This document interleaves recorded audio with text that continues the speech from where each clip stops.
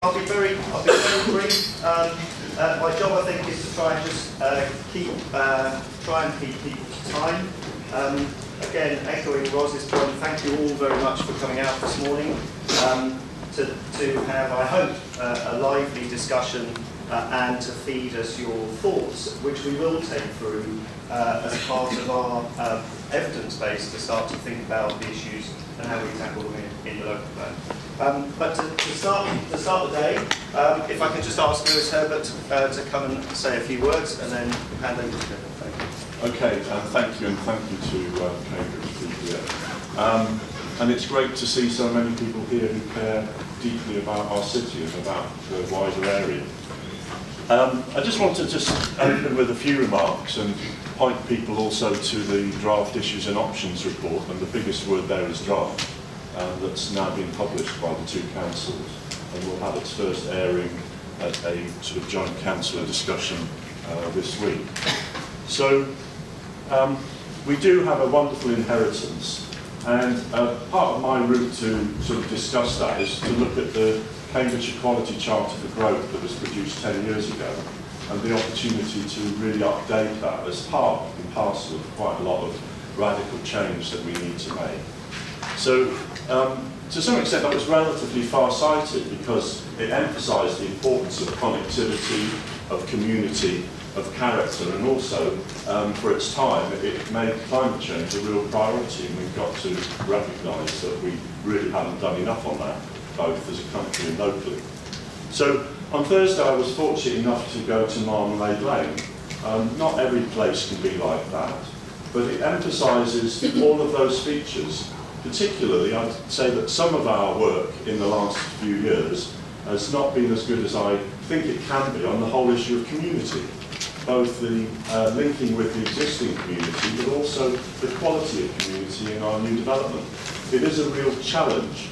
And so just one element of Marmalade Lane is that they have a shared purpose and they own a lot of shared assets. And just putting shared assets into all of the new developments, as well as not making the new developments as large in terms of the blocks of build that has been done, is a great way, I think, of just trying to address that. So for me, one of the things that's been missing, and it is about looking at what's happened as well as what we want to happen, is that we haven't done as well on community. And another word, basically, because we like the C words, is cohesion. And as a Labour-led council and as a community where people simply cannot afford to buy homes often, we certainly have to continue to have a major focus on affordable housing and affordable housing for rent. And we need to retain the jobs, we need to retain the spaces for jobs. We've sacrificed a lot of job space over the last 10 years. We need to have all types of jobs in the city. We don't want to be like some of the North American communities where people on lower incomes have effectively been frozen out. But we are a partnership, and it's great to be a double act with Pippa this morning because we are completely bounded by South Cambs. How could we not love them? Because and it is good that we have a relatively good love affair. Clearly there are different issues, so it is important as part of this draft issues and options that the two areas, the two communities bring together their priorities. They won't all be the same. So certainly for us, inequality will continue to be a big part of it.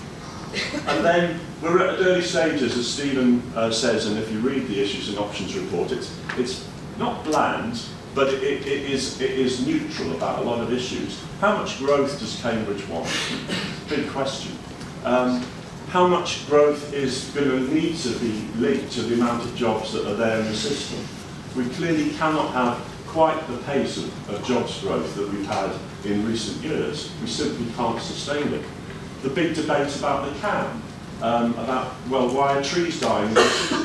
A lot of it is down to the fact that we've had 18 months of drought, but and the City Council's about to embark on a lot more planting of trees. But we've got to look at all of these issues and come up with something that meets the needs for the future.